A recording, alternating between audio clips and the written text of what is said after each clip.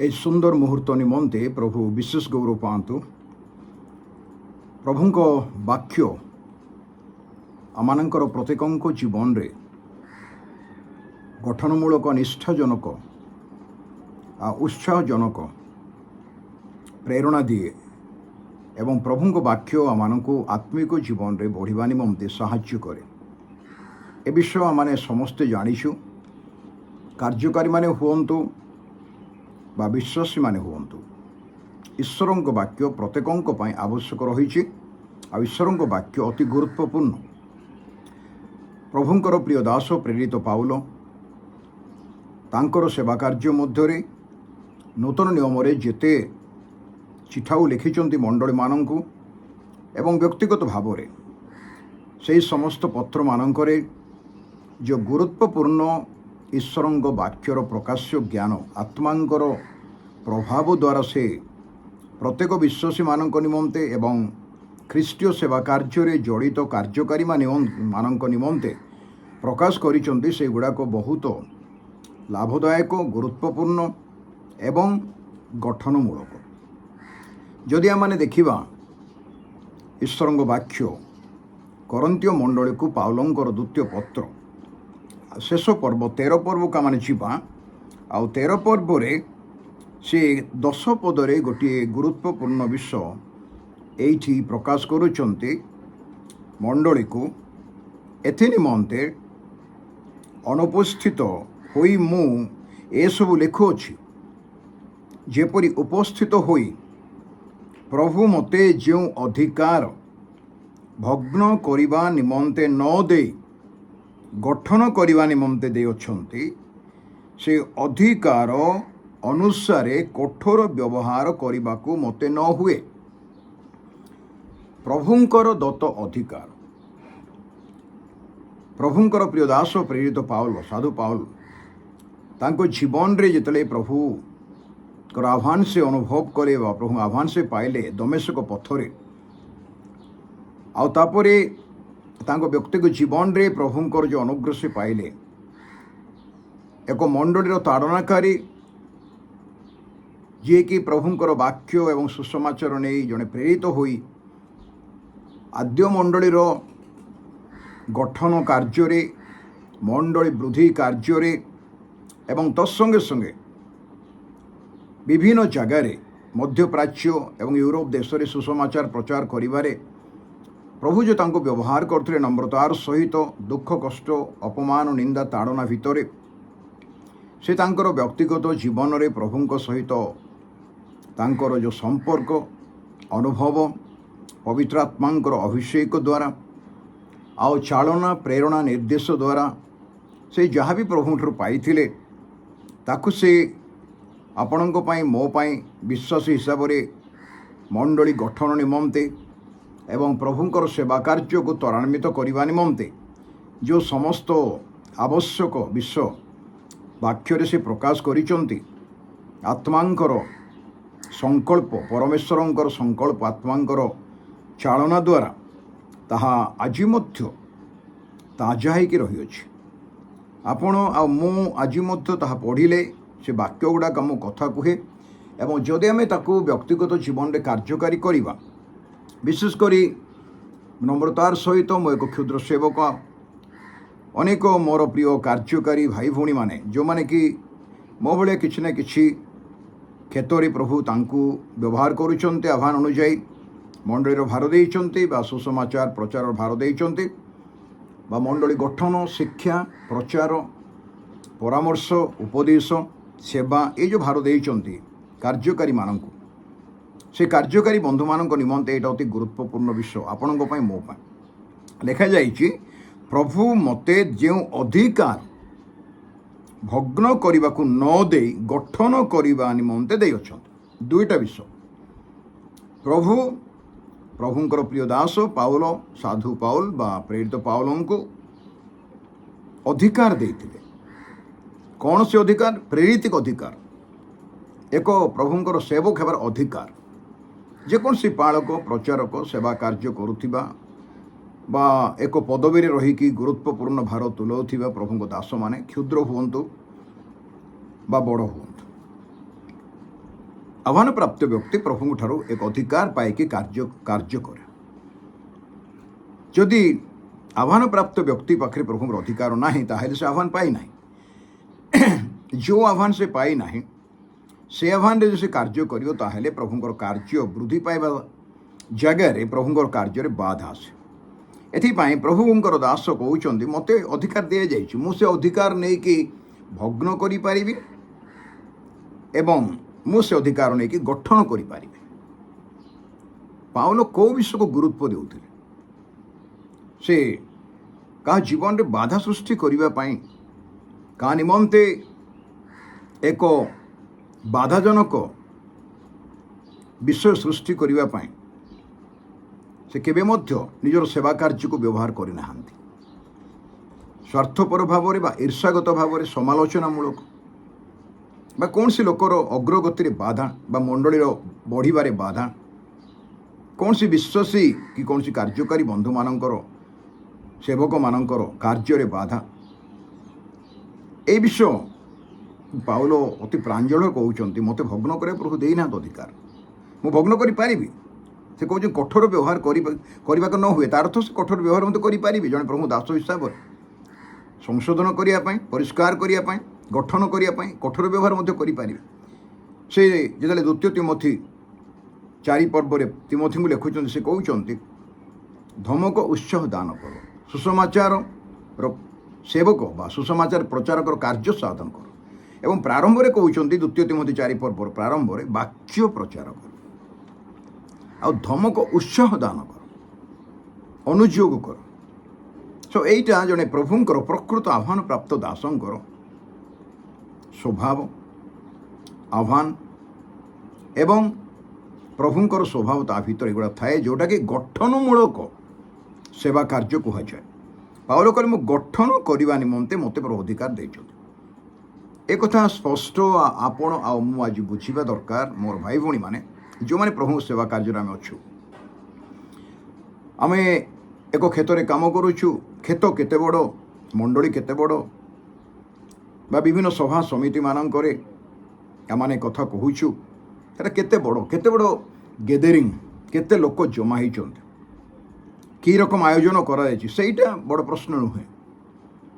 କିନ୍ତୁ ଯେତେବେଳେ ଆମେ ଜଣେ ବ୍ୟକ୍ତିକୁ ମଧ୍ୟ କଥା କହୁଛୁ ପ୍ରଭୁଙ୍କ ସପକ୍ଷରେ ତାଙ୍କ ବାକ୍ୟକୁ ଧରିକି, ତାହେଲେ ଆମମାନଙ୍କର ବାକ୍ୟ ଗଠନମୂଳକ। କ'ଣ ଗଠନମୂଳକ? ସେ ବ୍ୟକ୍ତିର ଆତ୍ମିକ ଜୀବନକୁ ଗଠନ କରିବ, କନଷ୍ଟ୍ରକ୍ଟ କରିବ, ବିଲ୍ଡଅପ୍ କରିବ, ଉତ୍ସାହରେ ପରିପୂର୍ଣ୍ଣ କରିବ ଆଗକୁ ବଢ଼ିବା ପାଇଁ। ଯେହେତୁ ଖ୍ରୀଷ୍ଟିଆନ ଜୀବନର ଯାତ୍ରା ସହଜ ନୁହେଁ, ଆମେ ସମସ୍ତେ ଜାଣିଛୁ।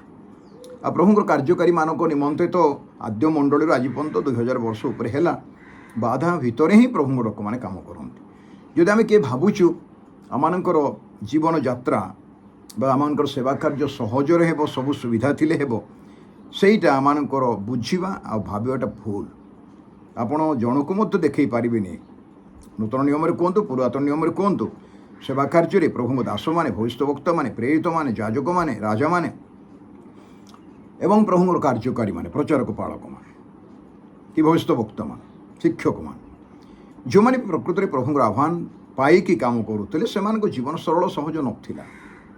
ଆଜି ମଧ୍ୟ ଆମେ ସମସ୍ତେ ଦେଖିପାରୁଛୁ, ଅନୁଭବ କରିପାରୁଛୁ, ଏପରିକି ନିଜର ବ୍ୟକ୍ତିଗତ ଜୀବନରେ ମଧ୍ୟ ଅନେକ ବାଧା ଦେଇକି ଆମେ ଯାତ୍ରା କରୁଛୁ।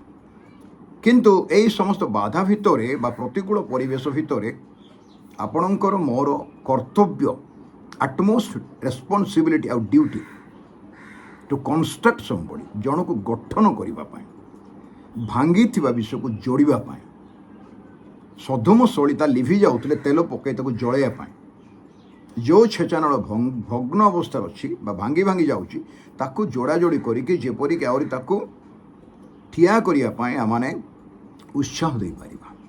ଏଇଟା ପ୍ରଭୁଙ୍କର କାର୍ଯ୍ୟ ଥିଲା, ପ୍ରେରିତମାନଙ୍କର କାର୍ଯ୍ୟ ସେଇଟା ଥିଲା। ଏଥିପାଇଁ ଆପଣଙ୍କୁ ଦିଆଯାଇଥିବା ଅଧିକାର ଭଗ୍ନମୂଳକ ନୁହେଁ, ମୋତେ ଦିଆଯାଇଥିବା ଅଧିକାର ଭଗ୍ନମୂଳକ ନୁହେଁ। ଯଦି ଆମ ସେବା କାର୍ଯ୍ୟ ଦ୍ୱାରା ଯଦି କାହାକୁ ବାଧା ଆସୁଛି, ଅପମାନିତ, ନିନ୍ଦିତ, ଲଜ୍ଜିତ ବା କାହାର ଆତ୍ମିକ ଜୀବନ ଭଗ୍ନ ହୋଇଯାଉଛି, ଏଥିପାଇଁ ପ୍ରଭୁ ଆପଣଙ୍କୁ ମୋତେ ଡାକି ନାହାନ୍ତି। এই ବିଷୟଟାକୁ ଆମେ ସ୍ପଷ୍ଟ ବୁଝିବା ଆବଶ୍ୟକ ରହିଛି। ଏଥିପାଇଁ ପ୍ରଭୁଙ୍କର ପ୍ରିୟ ଦାସ ପାଉଲ ବା ଅନ୍ୟ ପ୍ରେରିତମାନେ, ପିତର, ଜହନ, ଯାକୁବ, এই সমস্ত প্রভুঙ্কর শিষ্যମାନେ ଯେଉଁମାନେ ଥିଲେ ସେମାନଙ୍କର ବ୍ୟକ୍ତିଗତ ଜୀବନରେ ଅନେକ ଘାତ ପ୍ରତିଘାତ ମଧ୍ୟ ଦେଇକି ସେମାନେ ତାଙ୍କର କାର୍ଯ୍ୟରେ ଆଗକୁ ବଢ଼ିପାରୁଥିଲେ ଏବଂ ସେମାନେ ସମସ୍ତ ବିଷୟ ଖ୍ରୀଷ୍ଟଙ୍କ ନିମନ୍ତେ କ୍ଷତ ସହ୍ୟ କରୁଥିଲେ।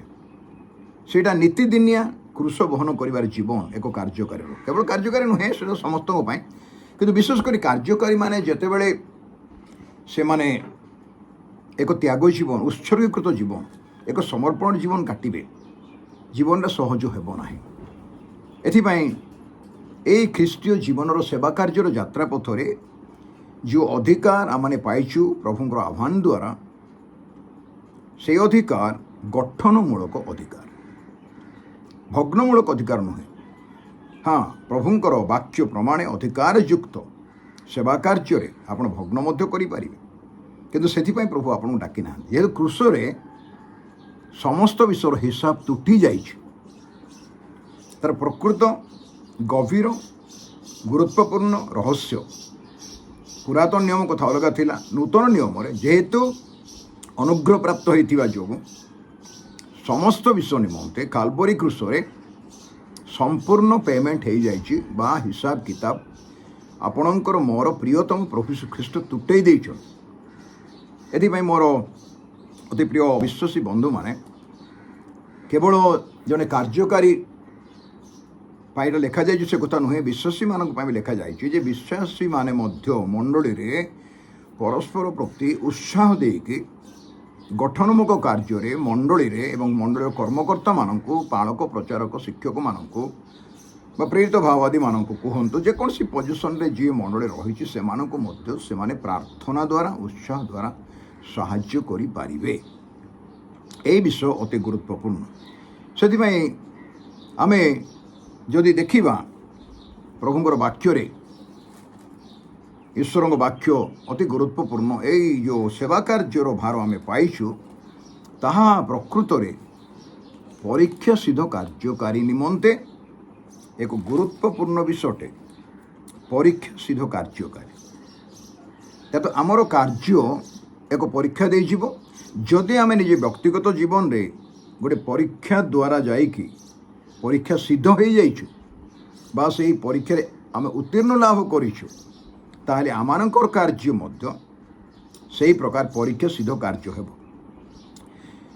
ତିମୋଥୀଙ୍କ ନିକଟକୁ ପାଉଲଙ୍କର ଦ୍ୱିତୀୟ ପତ୍ର 2 ପର୍ବର 15 ପଦରେ, ଏଇଟା ପ୍ରାୟ ସମସ୍ତ କାର୍ଯ୍ୟକାରୀ ବନ୍ଧୁମାନେ ଆମେ ଜାଣିଛୁ, ଲେଖାଯାଇଛି ସତ୍ୟ ବାକ୍ୟ ଯଥାର୍ଥ ରୂପେ ବ୍ୟବହାର କରି, ସତ୍ୟ ବାକ୍ୟ ଯଥାର୍ଥ ଠିକ୍ରେ ବ୍ୟବହାର କରି ପ୍ରଭୁଙ୍କର ଗୌରବ ପାଇଁ ଆଉ ଅନ୍ୟର ମଙ୍ଗଳ ପାଇଁ, ହିତଜନକ, କାହାକୁ ବାଧା ଦେବା ପାଇଁ ନାହିଁ, କାହାକୁ ଭଗ୍ନ କରିବା ପାଇଁ ନାହିଁ। ଆପଣଙ୍କ ବାକ୍ୟ, ଆପଣଙ୍କର ମୁହଁରୁ ବା ମୋ ମୁହଁରୁ ଯେଉଁ ବାକ୍ୟ ବାହାରିବ ତାହା ଗଠନମୂଳକ ବାକ୍ୟ, ଜଣକୁ ଉତ୍ସାହ ଦେବା ପାଇଁ, ଜଣକୁ ଏନକରେଜ କରିବା ପାଇଁ, ଜଣକୁ ଗଠନ କରିବା ପାଇଁ ସତ୍ୟ ବାକ୍ୟ ଯଥାର୍ଥ ରୂପେ ବ୍ୟବହାର କରି ଯେଉଁ କାର୍ଯ୍ୟକାରୀର ଲଜ୍ଜାବୋଧ କରିବା ଆବଶ୍ୟକ ନୁହେଁ।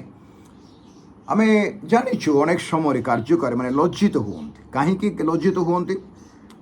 ମୁଁ ବି ମୋ ଜୀବନ ଅନେକ ସମୟରେ ଅନୁଭବ କରିଛି ଲଜ୍ଜିତ ହେବା ବିଷୟ। ଆପଣ କରିଥିବେ ନାହିଁ ମୁଁ କହିପାରିବି ନାହିଁ, କିନ୍ତୁ ଅନେକ ସମୟରେ କାର୍ଯ୍ୟକାରୀମାନେ ଲଜ୍ଜିତ ହୁଅନ୍ତି। ଏଥିପାଇଁ ଲଜ୍ଜିତ ହୁଅନ୍ତି, ଯେଉଁ କାର୍ଯ୍ୟ ସେମାନେ କରନ୍ତି ବା ଆମମାନଙ୍କୁ କରିବା ପାଇଁ ଦିଆଯାଇଛି, ଯଦି ସେ କାର୍ଯ୍ୟରେ ଆମେ ବିଫଳ ହଉ ଆଉ ସେ କାର୍ଯ୍ୟରେ କିଛି ଫଳ ନଥାଏ ଆଉ ପ୍ରଭୁଙ୍କର ମହିମା ନଥାଏ ବା ପ୍ରଭୁ ସେ କାର୍ଯ୍ୟ ଦ୍ୱାରା ଗୌରବ ପାଆନ୍ତି ନାହିଁ, ତାହେଲେ ଆମେ ବିଫଳ କାର୍ଯ୍ୟକାରୀ, ଆମେ ବିଫଳ ହେଇଥିବା କାର୍ଯ୍ୟ, ଆମେ ପରୀକ୍ଷା ସିଦ୍ଧ କାର୍ଯ୍ୟକାରୀ ନୁହଁ। ଏଥିପାଇଁ ଆମେ କ'ଣ କରୁ? ବିଫଳ କାର୍ଯ୍ୟକାରୀ ସଦାବେଳେ ଲଜ୍ଜିତ ହେବ। ଆପଣଙ୍କୁ କେବେ ଅନୁଭବ ଅଛି କି କୌଣସି ମଣ୍ଡଳୀରେ ଲଜ୍ଜିତ ହେବା ବିଷୟ, କି କୌଣସି ଗୋଟେ ସଭା ସମିତିରେ ବାକ୍ୟ ପ୍ରଚାର କଲାବେଳେ, ସେବା କଲାବେଳେ ବା ଉପାସନା କଲାବେଳେ, କି ଆଉ କୌଣସି ବିଷୟ ଆପଣଙ୍କୁ ଗୁରୁତ୍ୱ ଦିଆଗଲା କି ମୋତେ ଗୁରୁତ୍ୱ ଦିଆଗଲା, ସେହି ସମୟରେ କୌଣସି କାରଣବଶତଃ ସେହି ସେବା କାର୍ଯ୍ୟରେ ଆମେ ଲଜ୍ଜିତ ହେଇଛୁ କି? ତାର ଅର୍ଥ ଆମେ ବିଫଳତା, ଲୋକଙ୍କ ମଧ୍ୟରେ ଆମର ବିଫଳତା ପ୍ରକାଶ ପାଉଛି କଥାବାର୍ତ୍ତା ଦ୍ୱାରା, ବ୍ୟବହାର ଦ୍ୱାରା, ଚାଳିଚଳନ ଦ୍ୱାରା, ଆମମାନଙ୍କର ସ୍ୱଭାବ ଗୁଣ ଦ୍ୱାରା। ଆୱାର ନେଚର ସ୍ପିକ୍ସ ମୋର୍।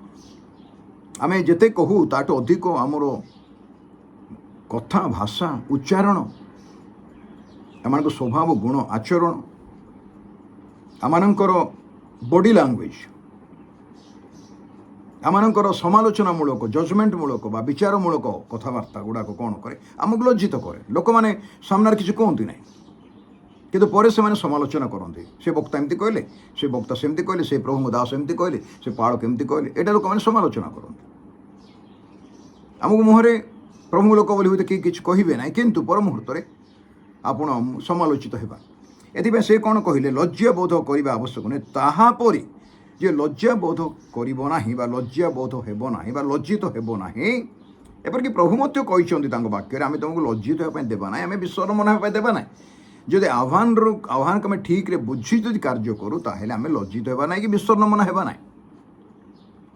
ଏଥିପାଇଁ ସେ କହୁଛନ୍ତି ତିମୋଥୀଙ୍କୁ ବାପାରେ, ସେ କ'ଣ ବୋଲି କହୁଛନ୍ତି, ତାହାର ପରି ଲଜ୍ଜାବୋଧ ନ କରିବା ବା ଲଜ୍ଜିତ ନ ହେବା କାର୍ଯ୍ୟକାରୀ ପରି ତାହାର ପରି ଈଶ୍ୱରଙ୍କ ନିକଟରେ, ମନୁଷ୍ୟ ନିକଟରେ ନୁହେଁ, ମନୁଷ୍ୟ ନିକଟରେ ମଧ୍ୟ ରହିଛି ଆବଶ୍ୟକତା। ପ୍ରଥମେ ଈଶ୍ୱରଙ୍କ ନିକଟରେ ଆପଣାକୁ ପରୀକ୍ଷା ସିଦ୍ଧ ଦେଖାଇବାକୁ ଯତ୍ନ କର। ପ୍ରଭୁ ଆମମାନଙ୍କୁ ଏକ ହାଏଷ୍ଟ ଲେଭେଲକୁ ନେଇଗଲେ, ପରୀକ୍ଷା ସିଦ୍ଧ ଦେଖାଇବାକୁ।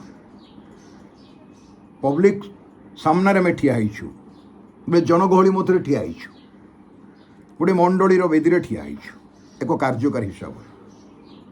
ଆମମାନଙ୍କୁ ଦେଖୁଥିବା ଲୋକ ଏବଂ ଆମମାନଙ୍କୁ ଶୁଣୁଥିବା ଲୋକ, ବେଦୀରେ ଆମମାନଙ୍କର ଚଳପ୍ରଚଳ, ବ୍ୟବହାର, କଥାବାର୍ତ୍ତା, ପ୍ରଚାର, ଶିକ୍ଷା, ଉପସ୍ଥାପନ କେମିତି ହେଉଛି ଏବଂ ଆମେ ପ୍ରକୃତରେ କାହାକୁ ଉପସ୍ଥାପନ କରୁଛୁ?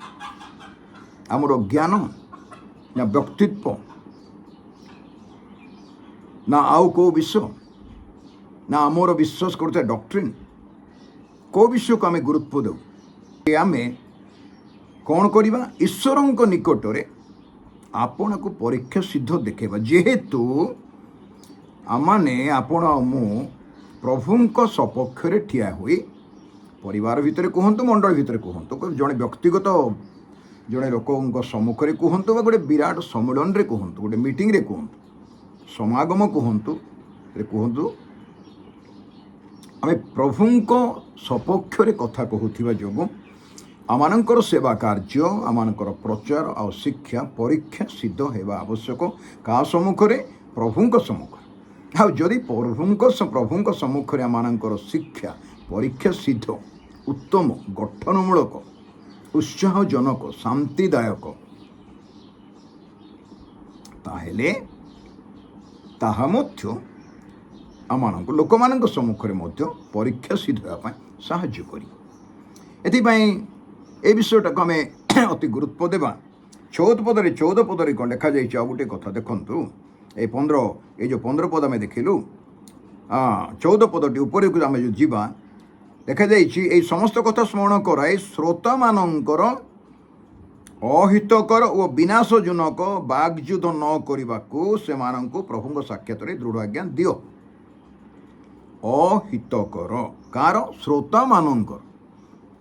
ମନେକର ମୁଁ ବାକ୍ୟ ପ୍ରଚାର କରୁଛି କି ଆପଣ ବାକ୍ୟ ପ୍ରଚାର କରୁଛନ୍ତି, ଶୁଣୁଛନ୍ତି ଶହ ଶହ ଲୋକ, ହଜାର ହଜାର ଲୋକ କି ଅଳ୍ପ କିଛି ଲୋକ, ଛୋଟ ମଣ୍ଡଳୀ କି ବଡ଼ ମଣ୍ଡଳୀ, ଆପଣଙ୍କ ମୁଖରୁ ମୋ ମୁଖରୁ କିଛି ଅହିତକର ବାକ୍ୟ ବାହାରୁଛି କି? ଯେଉଁଟା ଏକ ବିଶ୍ୱାସ ନିମନ୍ତେ ବା କାର୍ଯ୍ୟକାରୀ ନିମନ୍ତେ ବା ମଣ୍ଡଳୀ ନିମନ୍ତେ ବାଧାର କାରଣ ହୁଏ। ଯଦି ଅହିତକର ଆଉ ବିନାଶଜନକ ବାଗ୍ଯୁଦ୍ଧ, କେବେ କେବେ ଆମେ କାହା ସହିତ ଯୁଦ୍ଧ କରୁନଥାଉ, କିନ୍ତୁ ଆମେ କଥାବାର୍ତ୍ତା ଦ୍ୱାରା ଲାଗେ ଯେମିତିକି ଆମେ କାହା ସହିତ ଯୁକ୍ତିତର୍କ କରୁଛୁ। ପ୍ରଚାରକ ପାଳକମାନଙ୍କ ଜୀବନରେ ମଧ୍ୟ ଅନେକ ସମୟ ଦେଖାଯାଏ ଏଗୁଡ଼ାକ। ଏଥିପାଇଁ ଯେତେବେଳେ ଜଣେ ବ୍ୟକ୍ତି ଆପଣ କି ମୁଁ ଠିଆ ହେଉ ବେଦୀରେ, ସେତେବେଳେ ଆମମାନଙ୍କର ଶିକ୍ଷା ପ୍ରଚାର ଅହିତକର ହେବାର ଆବଶ୍ୟକ ନାହିଁ, ତା ହିତଜନକ ହେବା ଆବଶ୍ୟକ ଅଛି। ଏଥିପାଇଁ ଏଠି ପାଉଲ ଆଉ ଗୋଟିଏ କଥା କହିଲେ, ଆଉ ମୁଁ ବଡ଼ ଚିନ୍ତାରେ ପଡ଼ିଯାଏ। ମୁଁ ବହୁତ ଥରଟା ଏ ବିଷୟ 1 ତିମୋଥୀ ଆଉ 2 ତିମୋଥୀରେ ଗୋଟେ ବିଷୟ ଦେଖିଛି ଆଉ ଧ୍ୟାନ କରିଛି। ଆପଣମାନେ ମଧ୍ୟ ଅନେକ ପ୍ରଭୁଙ୍କ ଦାସମାନେ ତା ଉପରେ ଧ୍ୟାନ କରିଥିବେ। ଏକ ଚିନ୍ତାଶୀଳ ବ୍ୟକ୍ତି, ଚିନ୍ତାଶୀଳ ବିଷୟ ଏଠି ଲେଖାଯାଇଛି। ଦେଖନ୍ତୁ, ସେଇ 2 ତିମୋଥୀ 2:16 ପଦରେ ପାଉଲ ତିମୋଥୀଙ୍କୁ ଗୋଟିଏ କଥା କହୁଛନ୍ତି। ଅତି ଗୁରୁତ୍ୱପୂର୍ଣ୍ଣ ଭାବରେ କଥା ସେ କହୁଛନ୍ତି। ସେ କହୁଛନ୍ତି, ଦେଖ 16 ପଦରେ, କିନ୍ତୁ ଅସାର ବକୁଆପଣରୁ ଦୂରରେ ରୁହ।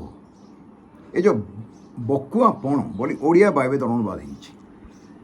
ଏଇଟା ଏକ ଗୁରୁତ୍ୱପୂର୍ଣ୍ଣ ପଦ, ଅତି ଏଇଟା ବାଧିବ ମନ ଭିତରେ।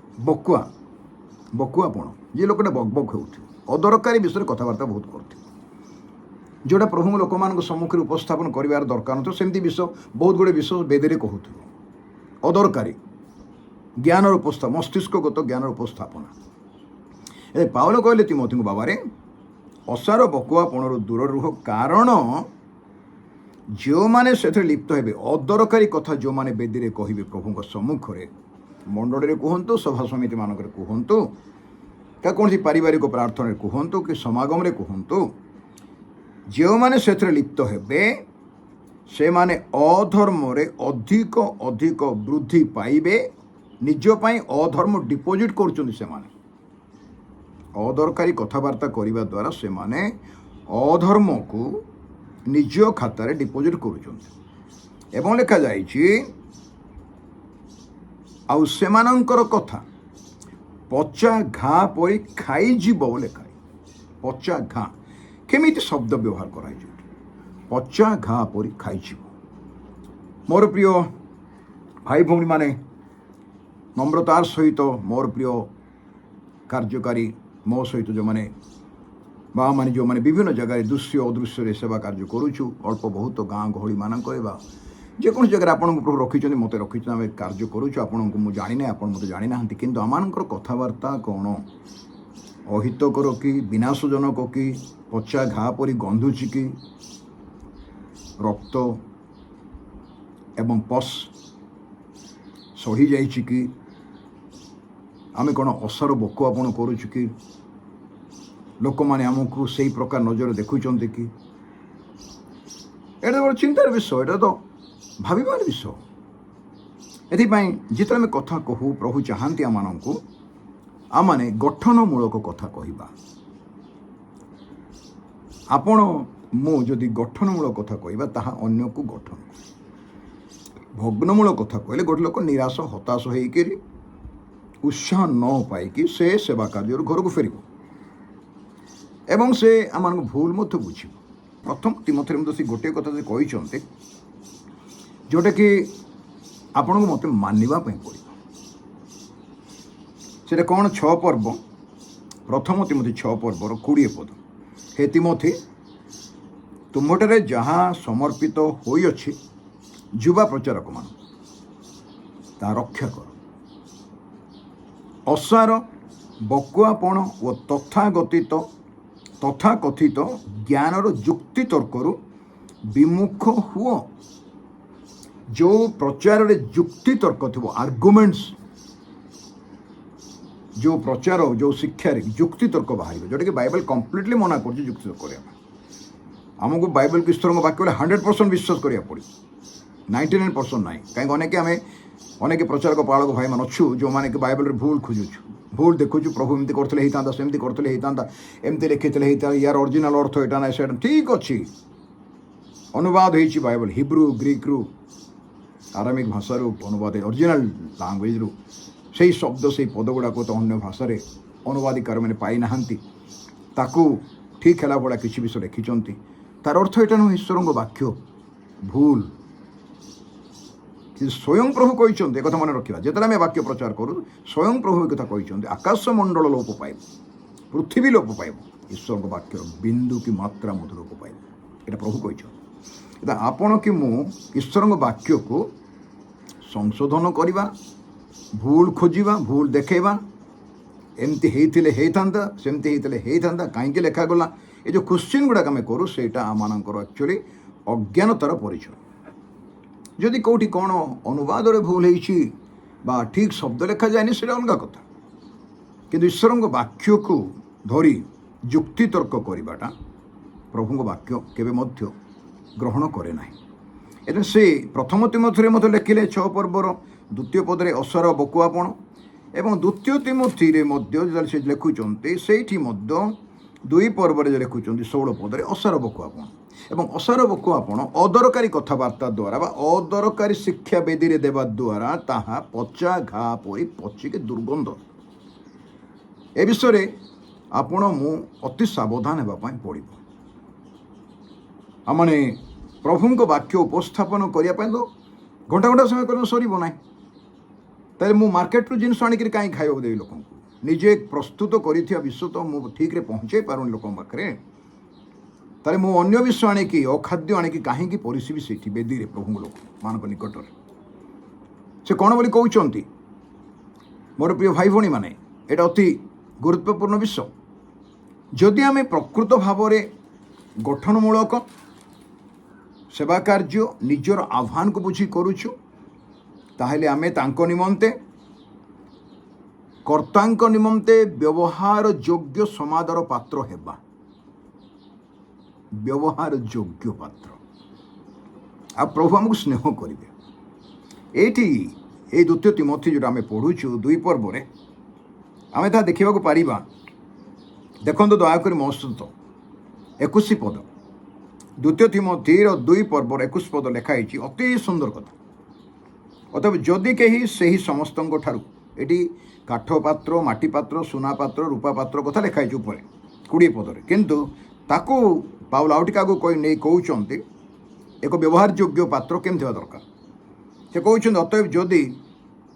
अतएव जदि कहीं से समस्त जिते पात्र कथा लिखाई ऊपर आपण को परिष्कार करे कहीं परिष्कार कर वाक्य द्वारा परिष्कार कर मु तुम जो वाक्य कही से तुम्हें परिष्कृत हो ईश्वर वाक्य जल पर अटे एफिसी 5 पर्व लिखाई पाउल कहते मंडली को से जल वाक्य रूप को जल द्वारा से परिष्कार करते निखुंत निर्दाग पापशून्य दोष रहित कर अनिंदन करके आपण को मत गठन कर गौरवमय अवस्था आनते कथा पड़ी आम सबमिट की सबमिशन करुचु कि समर्पित होचु कि वाक्य निकट ना एक्सक्यूजेस करुचु ना निजर आत्मधार्मिक आत्मज्ञान रे आम आत्मिक शक्ति निजर व्यक्तिगत शक्ति उपर बल उपर प्रभाव उपर इन्फ्लुएंस उपर आम निर्भर करुचु प्रभु व्यवहार करेंगे से करना क्या ये व्यक्तिगत निजर धार्मिकता सिद्धता पवित्रता आत्मज्ञान आत्मकेन्द्रिकता पर निर्भर करे प्रभु ताकू व्यवहार करला भाई लगुथ कि व्यवहार करू नथिबे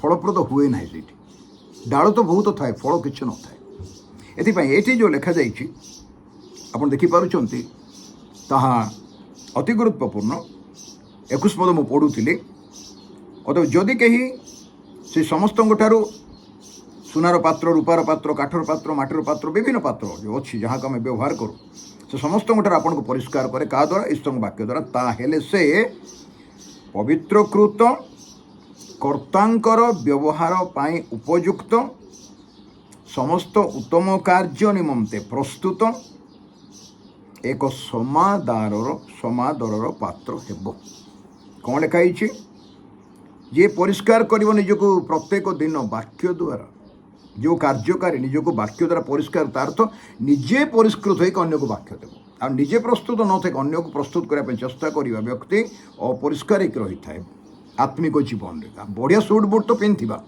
बहुत सुंदर था भितर कि मल होती कहीं वाक्य को सुजोग देनु निजको परिष्कार करने so we need to be very careful about all this thing अति नम्रतार सहित कहूँ निजको मध्य कहूँ आपण शिखापे कहूना ये उपस्थापन करुच्ची आम कार्यकारी मैंने किपर होगा दरकार वाक्य कौन कहूँ ये अति गुरुत्वपूर्ण यहाँ क्या आक्षेप करके नुह ये प्रत्येक इंडिविजुअल नूतन नियम आवश्यक था पाउल लिखी ये 2000 वर्षर मंडली अनेक प्रभु दास मैंने यही प्रकार गठनमूलक निष्ठाजनक परिष्कार वाक्य प्रकाश करें जाचु पढ़ीचु अनेक बायोग्राफी पढ़ी आज आम जुगटे प्रभु आपण को मत कि गुरुदायित्व दे किसी समय व्यवहार कर समय आम सेपरी होगा आवश्यक तेरे प्रभु आमको व्यवहार कर कौन लिखाई ताहेले से पवित्रकृत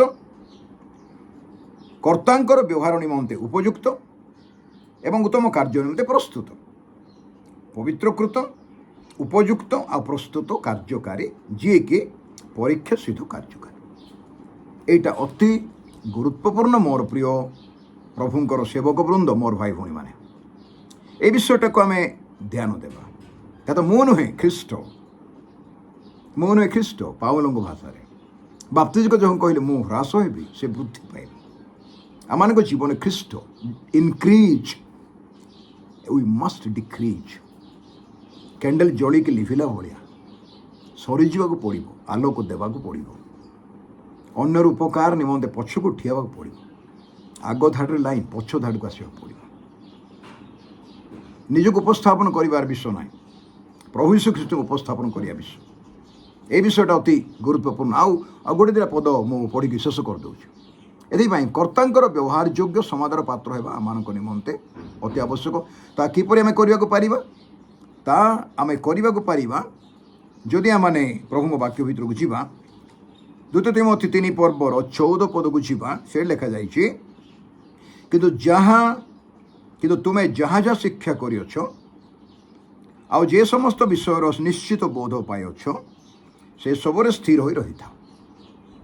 ଯାହା ଶିକ୍ଷା ପାଇଅଛ ଆଉ ଯେଉଁ ଶିକ୍ଷାର ନିଶ୍ଚିତ ବୋଧ ପାଇଛ ବା ଗ୍ୟାରେଣ୍ଟି ଜାଣିଛ, ଯେଉଁ ମୁଁ ଶିକ୍ଷା ପାଇଛି କେଉଁ ପ୍ରଭୁଙ୍କ ଦାସଙ୍କ ଦ୍ୱାରା କି ବିଶ୍ୱଙ୍କ ବାକ୍ୟ ବାଇବେଲ୍ ଦ୍ୱାରା କି କୌଣସି ବହି ଦ୍ୱାରା କି କୌଣସି ବାଇବେଲ୍ ସ୍କୁଲରେ କି କଲେଜରେ କି ମଣ୍ଡଳୀରେ କାହା ଦ୍ୱାରା ହେଲେ ସଭା ସମିତିରେ ଶିକ୍ଷା ପାଇଛି, ଆଉ ସେ ଶିକ୍ଷା ସମୟରେ ନିଶ୍ଚିତ ବୋଧ ବା ନିଶ୍ଚିତ ଜ୍ଞାନ ପାଇଛି। ସେଥିରେ ପାଉଲ କହୁଛନ୍ତି, ବାପା ନିଶ୍ଚିତ ଭାବରେ ଜାଣିଥିବା ବାକ୍ୟ ଯେଉଁଟା ତୁମେ ପାଇଛ, ନିଶ୍ଚିତ ବୋଲି ଜାଣିଛ, ସେଇଠି ସ୍ଥିର ହୋଇକି ରୁହ। ଆଜି ଆମେ ଅନେକ ସମୟରେ ଅସ୍ଥିର କାହିଁ ଜାଣିଛନ୍ତି କି? ଆମେ ଯେଉଁ ବିଷୟ ଶିକ୍ଷା ଦେଉ ଆମେ ତାକୁ ବିଶ୍ୱାସ କରିନଥାଉ। ଆମେ ଯେଉଁ ବିଷୟ ଶିକ୍ଷା ଦେଉ ସେଇ ବିଷୟରେ ନିଶ୍ଚିତ ଜ୍ଞାନ ମଧ୍ୟ ଆମର ନଥାଏ, ଆମର ପ୍ରସ୍ତୁତି ମଧ୍ୟ ନଥାଏ, ଯେଉଁଥିପାଇଁ କି ଆମେ ଅନେକ ସମୟରେ ବେଦୀରେ ହାରିଯାଉ। ଜିତିଲା ଭଳିଆ ଲାଗୁଥିବ କିନ୍ତୁ କମ୍ପ୍ଲିଟ୍ ହାରି ଯାଇଥାଉ। ଆଉ ଆମ ହାରିବାଟା କଂଗ୍ରିଗେସନ୍ ଦେଖିଥାନ୍ତି, ବିଶ୍ୱାସୀମାନେ ଦେଖିଥାନ୍ତି। ଆଉ ସେମାନେ ଦୁଃଖ କରନ୍ତି ଯେ ଏ ବକ୍ତା ଏମିତି କଲେ, ସେ ପ୍ରଚାରକ ସେମିତି କଲା, କି ସେ ପାଳକ ଏମିତି କଲେ, କି ସେ ପ୍ରଚାରକ ଏମିତି କଲେ, ସେ ଶିକ୍ଷକ ଏମିତି କଲେ, ବାକ୍ୟଟାକୁ ଠିକ୍ରେ ଦେଇପାରିଲେ ନାହିଁ, ଏମିତି ମଧ୍ୟ କୁହନ୍ତି। ଏ ବିଷୟକୁ ବୁଝିବା ପାଇଁ ପାଉଲ କରନ୍ତୀୟ ମଣ୍ଡଳୀକୁ 2 ପତ୍ରରେ ଲେଖନ୍ତି। ସେ ଗୋଟେ ବିଷୟରେ ଅତି ସାବଧାନରେ ଚେତନା ଦିଅନ୍ତି ଏଇ ମଣ୍ଡଳୀର କାର୍ଯ୍ୟକାରୀମାନଙ୍କୁ। କ'ଣ ସେଇଟା? ସେ କହୁଛନ୍ତି, ତୁମ୍ଭେମାନେ 1 ପର୍ବର 13 ପଦ, ମୁଁ ଶେଷ କରିବା ପାଇଁ ଯାଉଛି। ସେ କହୁଛନ୍ତି, ଯଦି ଆମେ ଏଇ ବିଷୟଟାକୁ ଫଲୋ କରିପାରିବା, ଏ ବିଷୟକୁ ଆମେ ମାନିପାରିବା, ତାହେଲେ ଆମେ ଆମମାନଙ୍କର ସେବା କାର୍ଯ୍ୟ, ଈଶ୍ୱରଙ୍କ ବାକ୍ୟର ଉପସ୍ଥାପନ ବା ସେବା କାର୍ଯ୍ୟ ଯେକୌଣସି ମାଧ୍ୟମରେ ପ୍ରଭୁଙ୍କର କାର୍ଯ୍ୟ ଉପସ୍ଥାପନ କରିପାରୁଛୁ, ଆମେ ସକ୍ସେସ୍ ନିଶ୍ଚୟ ହେବା, ଫଳବାନ ହେଇପାରିବା। ହେବା ନେବ ନାହିଁ, ହେବା ନିଶ୍ଚୟ ହେବା। ବାକ୍ୟ କହୁଛନ୍ତି, ସେ କ'ଣ କହୁଛନ୍ତି 13 ପଦରେ? କାରଣ ତୁମ୍ଭେମାନେ 1 ପର୍ବ 13 ପଦ 2 କରନ୍ତି, ତୁମ୍ଭେମାନେ ଯାହା ଯାହା ପାଠ କରିଅଛ, ପାଠ କରି ବୁଝିଅଛ, ତୁମମାନେ ଯାହା ଯାହା ପାଠ କରି ବୁଝିଅଛ ବା ବୁଝିପାର, ତୁମ୍ଭେମାନେ ଯାହା ଯାହା ପାଠ କରି ବୁଝିପାର, ତୁମେ ବୁଝିଅଛ, ବୁଝାଉ। ଯେତେବେଳେ ଆମେ ବୁଝାଉଛୁ, ଆମେ ପ୍ରଥମେ ବୁଝିଥିଲେ ଅନେକ ବୁଝାଇ ପାରିବା, ବୁଝିପାର, ସେସବୁ ବିନା ଆମ୍ଭେମାନେ ତୁମ୍ଭମାନଙ୍କ ନିକଟକୁ ଆଉ କିଛି ଲେଖୁନାହୁଁ। ପାଉଲ କହିଲେ, ବାବୁରେ, ପ୍ରଥମ କରନ୍ତି ମଣ୍ଡଳୀର ବିଶ୍ୱାସୀ ଭାଇ ଭଉଣୀମାନେ, କାର୍ଯ୍ୟକାରୀମାନେ, ତୁମେ ଯେଉଁଟା ବୁଝିବ ସେଇ ବିଷୟଟା ମୁଁ ଲେଖୁଛି। ତାର ତ ପାଉଲ ନିଜେ ବୁଝିଥିଲେ ଏବଂ ସେ ଅନ୍ୟକୁ ମଧ୍ୟ ଯେପରି ବୁଝିପାରିବେ ସେମିତି ଭାଷାରେ ବୁଝାଉଥିଲେ ବା ସେମିତି ବାକ୍ୟ ଦେଉଥିଲେ। ବହୁତ ବଡ଼ ବଡ଼ ଆମେ ରହସ୍ୟଜନକ ଗଭୀର ବାକ୍ୟ ପ୍ରଚାର କରୁ, କିନ୍ତୁ ଲୋକମାନେ ବୁଝନ୍ତି ନାହିଁ। ତାର ସବଜେକ୍ଟ କିଛି ନଥାଏ, ତାର ପୃଷ୍ଠଭୂମି କିଛି ନଥାଏ, ତାର ସର୍ଭେ ବା ତାର ଅନୁସନ୍ଧାନ କ'ଣ ସେଇଟା ଅଛି ସେଇଟା କରିନଥାଉ, ତାର ଟାଇମ୍ ଲାଇନ୍ ବି ଆମେ ଜାଣିନଥାଉ, କେବେ ହେଇଛି, କାହିଁକି, ସେତେବେଳେ ପରିସ୍ଥିତି କ'ଣ ଥିଲା, ସେଗୁଡ଼ା ମଧ୍ୟ ଆମେ ଅନୁଧ୍ୟାନ କରିନଥାଉ।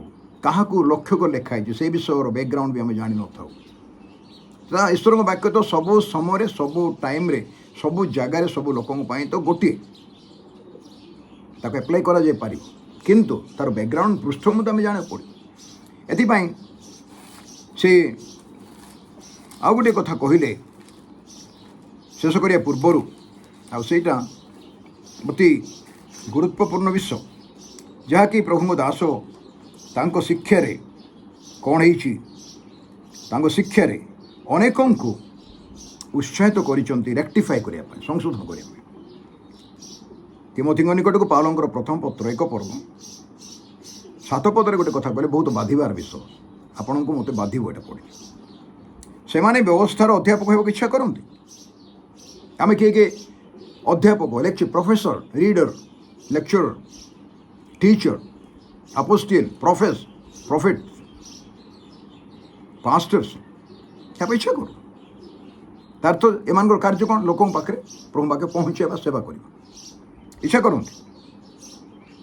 ମାତ୍ର ଯାହା କହନ୍ତି ସେ କି କେଉଁ ବିଷୟରେ ଦୃଢ଼ ଶିକ୍ଷା ଦିଅନ୍ତି ତାହା ନିଜେ ବୁଝନ୍ତି ନାହିଁ। ଅତି ଗୁରୁତ୍ୱପୂର୍ଣ୍ଣ ଆଉ କଷ୍ଟଦାୟକ ବାକ୍ୟ ଏଇଟା। ନିଜେ ବୁଝନ୍ତି ନାହିଁ। ଯଦି ମୋ ଆର୍କେଟିକାଲ କିଛି କହୁଛି, ଯଦି ମୁଁ ନିଜେ ବୁଝିପାରୁନି, ଆପଣଙ୍କୁ କହିବାଟା ମୋର କ'ଣ ଅଜ୍ଞାନତା? ଏବେ ଜଣେ ପ୍ରଭୁଙ୍କ ଦାସ ଯେତେବେଳେ ବେଦୀରେ ଠିଆ ହୁଏ, ସେ ନମ୍ରତାର ସହିତ ଆତ୍ମସମର୍ପଣ କରି, ପ୍ରଭୁ ମୋ ପାଖରେ କିଛି ନାହିଁ, ଏଇ ରୋଟି ତୁମ ହାତରେ ଦେଉଛି, ତୁମେ ଭାଙ୍ଗିକି ମୋତେ ଦେଲେ ମୁଁ ବାଣ୍ଟିବି, ନହେଲେ ଦେବେ। ନିଜେ ଯଦି ମୁଁ ବାଣ୍ଟିବାକୁ ଚେଷ୍ଟା କରିବି, ଭାଙ୍ଗିକି ବାଣ୍ଟିବାକୁ ଚେଷ୍ଟା କରିବି, ଅଧେ ଲୋକ ଭୋକରେ ରହିଯିବେ। ଏଥିପାଇଁ ଆଜି ଅତି ନମ୍ରତାର ସହିତ ମୁଁ ନିଜକୁ କହିବା ସଙ୍ଗେ ସଙ୍ଗେ ଆପଣଙ୍କୁ ମଧ୍ୟ ସାମୁଖରେ କଥା ଉପସ୍ଥାପନ କହୁଛି ବୋଲି କହୁନାହିଁ, କ୍ଷମା କରିବେ ମୋତେ। ଉପସ୍ଥାପନ କରୁଛି, ଆମେ କାର୍ଯ୍ୟକାରୀ ଭାଇମାନେ ଲଜ୍ଜିତ ହେବାର ଆବଶ୍ୟକ ନାହିଁ। ଆମେ ପରୀକ୍ଷା ସିଦ୍ଧ ହେବା ଦରକାର।